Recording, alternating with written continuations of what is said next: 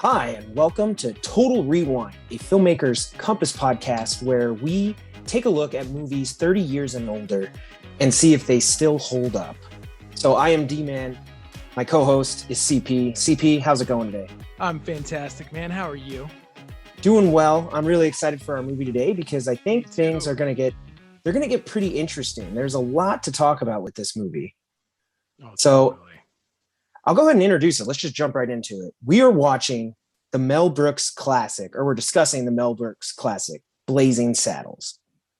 So there's quite a few, Mel Brooks films that have a cult following, have, kind of stood the test of time. Young Frankenstein, Spaceballs, The Producers. But Blazing Saddles is, continually one that always gets brought up, especially when looking at his entire body of work. And I don't know if you want to speak a little bit about just Mel Brooks movies and kind of what he brings to the table, because it's pretty unique. Well, I mean, Mel Brooks is a comedic genius. And I think any filmmaker working in comedy, any stand-up comedian has to owe a lot to what he brought to American audiences and our understanding of what comedy looked like. Yeah, it's interesting because even watching Blazing Saddles now, it had a little bit of a whiff of Monty Python, like what they were doing in their movies, where obviously, again, if you're a comedian or even a comedy filmmaker, it's hard not to have seen those and at least take something away from it. But it's funny because, yeah, like I get this sense that he was doing something different than everyone else was doing. You can feel it. Absolutely. And obviously, this film is a highly regarded comedy. The American Film Institute ranks it as, I think, the number 6 greatest comedy of all time. The Library of Congress has preserved the film as being historically and culturally significant. Like, this is these are big milestone achievements for a comedy. And there were 3 Academy Award nominees to come out of the film as well. Which is pretty impressive. Yeah, now, for a comedy? Yeah, I guess looking at it, we've gone into our different segments. When you look at it culturally, like you've already kind of addressed that if you are a comedian or a, comedy filmmaker, culturally, it's hard not to acknowledge this film, even all these years later, because this came out in 1974, I believe. 74. Yeah, so it's hard not to, you know, think that this movie has its place going forward as kind of a, I guess, like, quote unquote, a must watch, right? For a lot of people, it's like, hey, you got to go back and check it out. It is weird though, because when we're talking culturally, so this movie takes place in like the 1800s, but I'm sure right from the get-go. I mean, the movie jumps in with some derogatory racial terms. They're using words, I guess, that, generally speaking, aren't even a part of our lexicon anymore. We don't, people still technically say them, but they're, that's shunned. We don't do that anymore. And it was interesting because they jump right into that out of the get-go. And you get the sense that that was an issue in the film, race, that they really kind of wanted to tackle. Well, so Mel Brooks and Andrew Bergman were very conscious when making this film that they wanted to make a film set in the 1870s, but dealing with the issues of the 1970s. And Gene Wilder said it best. It's a film that punches racism in the nose and takes it straight on. And Mel Brooks has said time and time again, the only way to make a film about racism and really how stupid it is you have to address racism and have a lot of racist characters acting like racists do. And that's what happens in the movie. And obviously it was incredibly controversial when it came out. It's very funny when you read about Warner Brothers' kind of reaction to the first cut of the film. They pretty much wanted Brooks to go back and, reshoot everything. But they didn't, and we have this comedic masterpiece because he stood by his guns. In many ways, I actually think it's funny that a lot of the original complaints about the film weren't so much with the issues of racism and language. It was more of complaints with what I think we would consider the lowbrow potty humor in the movie. Mel Brooks, and there is some. Mel Brooks is totally proud of the fact that this is the first feature film to ever have someone fart in it. Yeah, I was gonna It say was his there's a scene favorite where they thing. sit around like a campfire and like they're eating beans, and each person takes their turn as they Yeah, go around, just yeah. like ripping ass.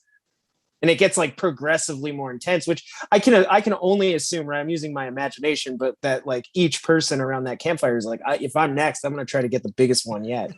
And Brooks talks about too the fact that he was eating lunch at the commissary one day in the Warner lot, and he sat next to John Wayne. And John Wayne was like, "Hey, like I hear you're shooting a western," and he's like, "John Wayne, like yes, and I want you to be in it. Like this is a parody of westerns. Who better than John Wayne to be?" And he's like, "No way, man. I heard that this movie is like way too risque and potty humor. Like I'm out, man." Which is kind of funny because, I mean, that's the ultimate cowboy right there. Yeah, I know John Wayne, of course. I mean, and it's funny because looking at the movie aesthetically, you know, I see that it is literally parodying westerns through and against the conventions of that genre. So obviously, it's taking on the entire mask of westerns. It looks like one. It has that same film stock. Mhm. But at the same time, they're taking all those conventions and kind of turning them on their head, or having a little fun Yeah. with it, making it, like you said, some of it's lowbrow. It's just goofy. It's not even necessarily like, you know, showing how bad something was. Sometimes it's just like, it's just funny. Well, and one of the things too, a lot of the crew members involved with the film and the cast members really praise Brooks for the fact that during this movie, he said, "We're going to have a loose set. It's going to be a fun set. And we're just going to let everybody experiment and we're going to see what comes out of this." So, this is essentially all the best cuts that they had, all the best takes from the dailies, all cut together in this, movie that really, whatever your style of comedy is, there's something that you're going to find funny in it. Yeah, and I really do appreciate, it's funny, especially the time we're in now. If I could imagine someone with a big following watching this movie that they either haven't seen before or haven't seen in a long time, and kind of throwing a fuss about it. And this movie kind of getting dragged through that, like, cancel culture lens where everybody's going to take a look at it again. And in a way, I kind of hope it happens because that'd be cool. Everybody gets a chance to see this. Mhm. But it's interesting because when we look at race in this movie, really quickly it becomes clear that the people who are being racist are buffoons. They're Mhm. stupid, Mhm. and they're often, essentially the only reason this even exists is power. But you see the other characters just kind of simply mock it, and it's easy to just look at how dumb it all is. And that, I think, that's the big power, especially early in the film, that they're able to show like these guys are really they're just idiots with power. Mhm. Mhm. And they didn't earn that power, right? And that's what, part of racism is about, is that, based on your race, you're granted a certain amount of power. And I think that's what the movie acknowledges, but also is like, just because you have power doesn't mean you either earned it or you deserve it. Mhm. And they make them look stupid. So I think that pays off. And that to me is culturally relevant today, knowing some of the conversations and things, the Black Lives Matter movement and all that that's going on. So I think, the movie is definitely one that, could be a part of that conversation. Definitely. And as Mel Brooks said, you have to be able to laugh at these things to talk about them. You have to laugh at them to really realize the absurdity behind them. And that's what he tried to do. And Yeah. And whether it fires on all cylinders all the time, maybe not. But the point is, yeah, you make that effort, you give it a shot, and hopefully you can have that conversation. what makes it, I think, lasting and culturally relevant also as a comedy is the fact that Mel Brooks embraced so many different styles of comedy, right? There's physical humor, there's slapstick, there's witty banter, there's tons and tons of fourth wall breaks, like 15 or 16, that no matter what your style of humor is, there's something that you're going to get a chuckle out of. Yeah, there was one thing that just, I don't know why, it just made me laugh. And it was when they go and invade the town and they're just like beating the crap out of everybody. Mm-hmm. And there's this shot where they're like beating the crap out of an old lady. And then she like makes a comment. And then they just go back to like beating the crap out of them. And I don't know why, but it was like whoever wrote that was probably just like, how stupid. because like obviously it's an old lady and these guys are like these, masculine Western cowboy guys, And then the other thing is like in the middle of it, she just like stops and like makes a comment almost as if she's totally fine. She's like, these big masculine guys are like hitting me, but like, who cares? Mm-hmm. So that was funny. And then another thing, the movie in terms of culture too, I remember they have a line, badges. We don't need no stinking badges, and I've known that line probably most of my life. I don't know, I don't think I always attributed it to this movie, but I've heard that line. It's a famous line. Yeah. So that's still out there. That's a part of it. But yeah, it's weird because culturally, like, there's certain movies that it's like you go to a Dodger game, they have like Marvel night or like Star Wars night. They're not going to have like a Blazing Saddles night. I don't think so. But that'd be pretty cool. It would definitely be entertaining. So maybe they'll bring out some horses or something. But anyway, let's move on to kind of the editing, the score, some of the music, because ironically, music is actually kind of a big part of this movie. Well, and that's one of the Academy Award nominees was for the original score, or the original theme, I mean. And one of the other nominations was actually for editing. So I think this is a very timely segue. Well, I think what is fascinating about the film is at the end of the day, I think the thing that catches me the most is like the fourth wall breaks. Mm-hmm. And so the end of the movie is, spoiler alert. You should know already that if you're listening to this podcast, there's going to be spoilers. But, by the end of the movie, what's really interesting to me is they literally, like, not only do they break the fourth wall between a character and a viewer, but they actually like tear down a wall. Yeah. And it ends up that like the whole thing was like a big charade or whatever. And the characters keep playing out their emotions, but now they're in 1970 or whatever. And they're on film sets and they're, what is it, a back lot? Yeah. It's on the Warner lot. So it was weird because I've never seen anything like that. And I assume that's something that you would have to, kind of really have some balls to be able to pull that off. Because that's not easy. A lot of people could just right then just like reject the movie as just absurd. Well, and obviously I think there was some backlash at the time. If you read criticisms from the 70s, most people kind of didn't get it and thought it was weird. And there's a lot of avant-garde elements to the film that probably American audiences weren't ready for at the time. I think, though, it's really important because, again, those fourth wall breaks are so important in Brooks's message of talking about this story is set in the 1800s, but we're addressing issues that are happening in America today, audience.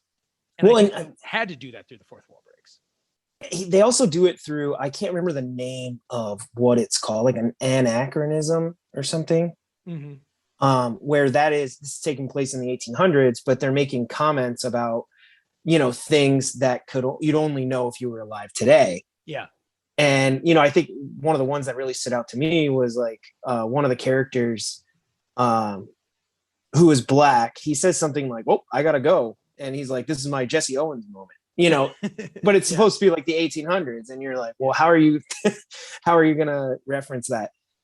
Yeah. And yeah, I think that's actually one of the, most interesting things about the movie is how it's edited in that way where they're constantly playing with the audience, breaking these walls, and then eventually spilling onto a film set. Mm-hmm. So, but the other thing too is like, while it's fun to acknowledge that, it really is somewhat absurd because it does make no sense. Yeah, it's really weird. You follow the story. The story from a plot structure is non-existent, but from an emotional beat perspective, the emotional beats that the audience is expecting in the end are achieved. Yeah. Right? They ride off into the sunset as we expect in a Western. In a car. And they do confront the villain of the film, Hedley Lamar, and our sheriff, saves the day. Yeah, and yeah, I don't know. That just it was weird when I was watching it. I've seen the movie before, although I haven't seen it in a while. And I mean, just sitting there actually really giving it my full attention and being like, wow, it was weird. Like I was like, this is weird. Mhm.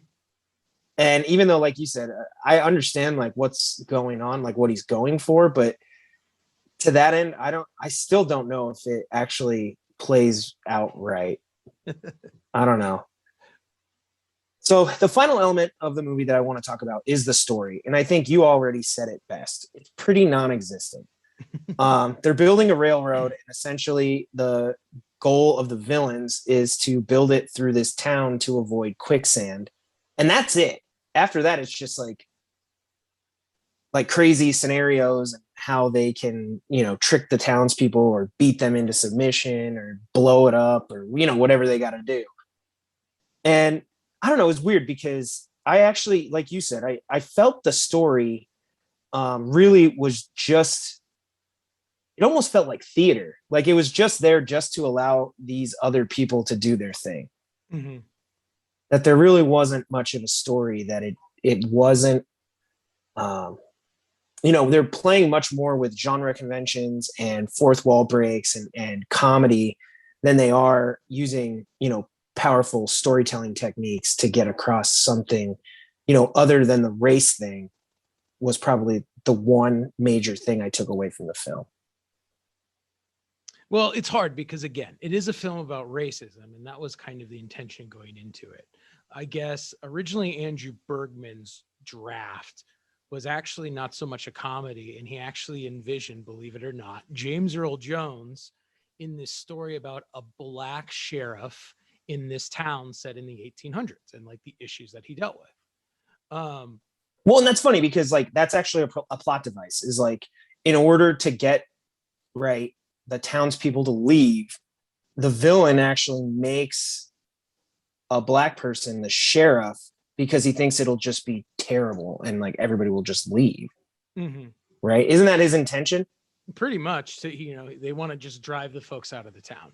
And um but again, it's a film about racism, so first and foremost. However, from the character of Bart, played by Cleavon Little, and Yeah. the character of the kid, played by Gene Wilder, when we look at both of their individual arcs, both of them find redemption. Both of them overcome the challenges before them and grow, right?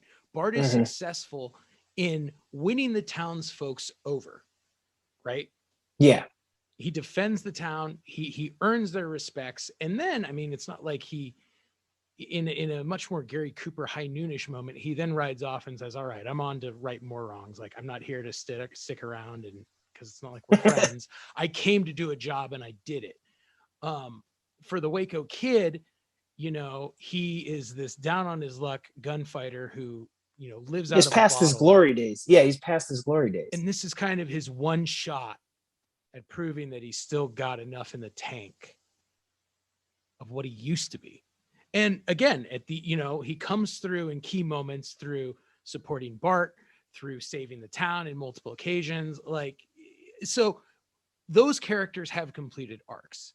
Um, it's a thread and it's very minimal, but there's something there. Yeah, fair enough.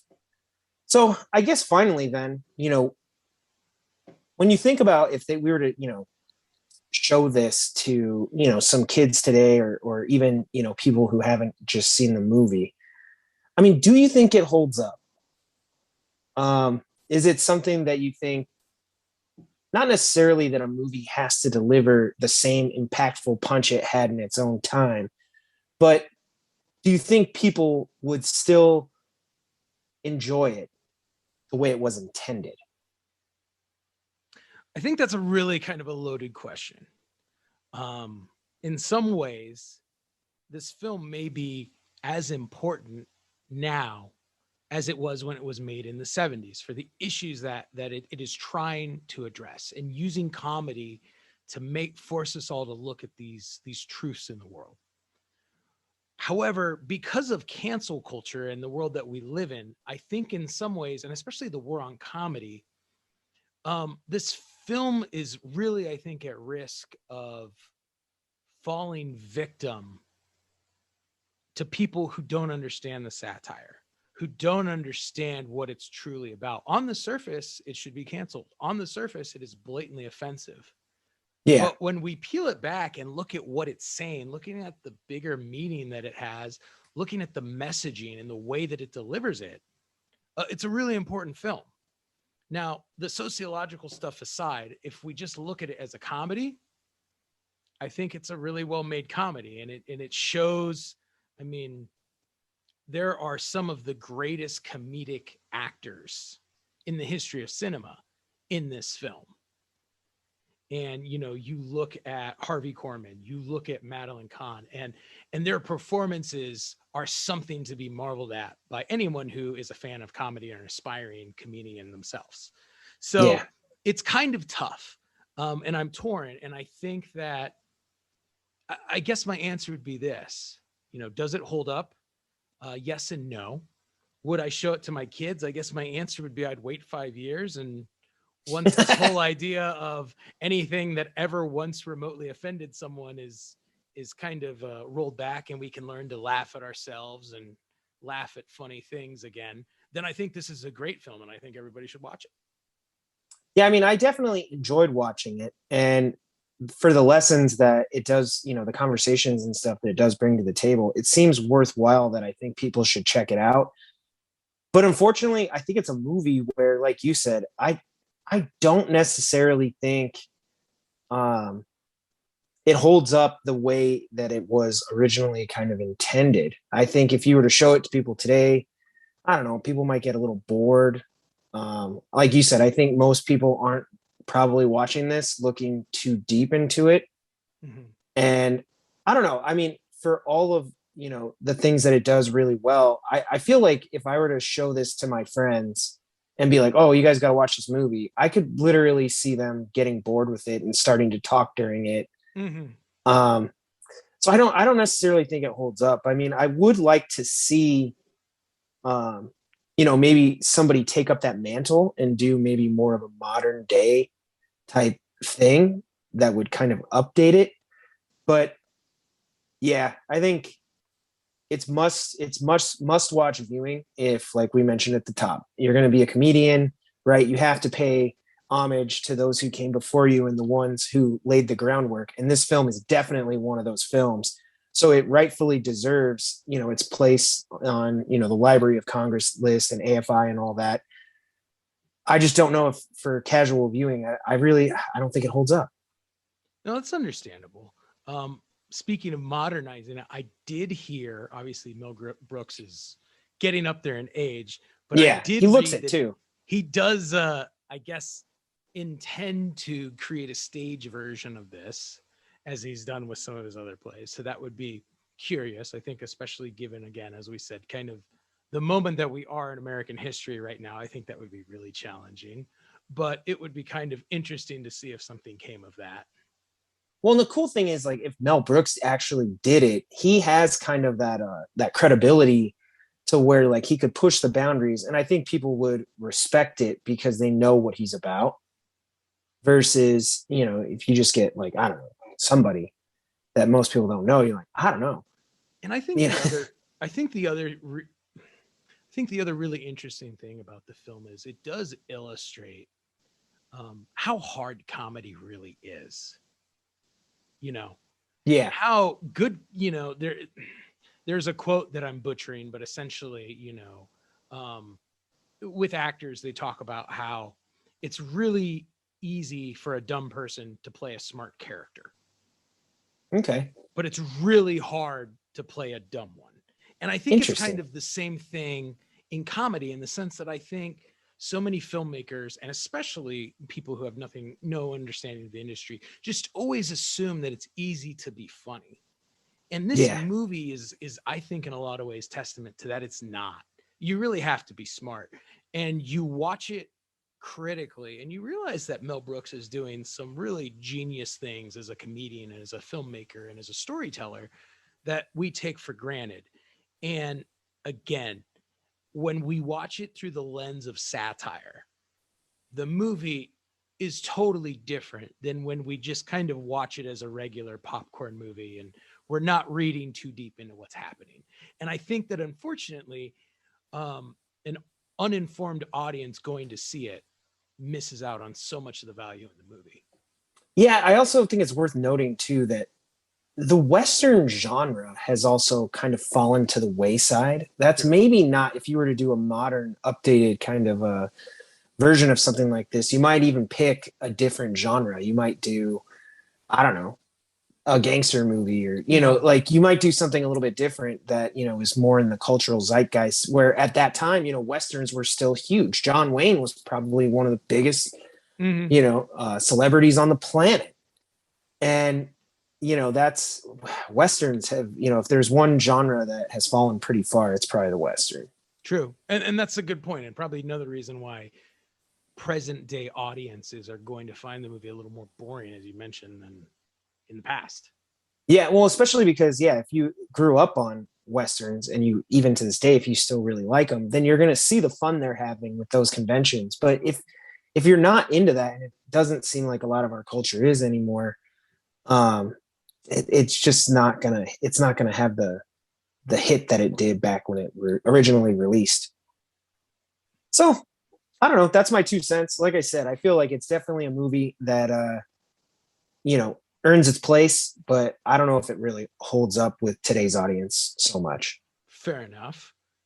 So on that note, tell us what you think. Have you seen Blazing Saddles? What are your thoughts?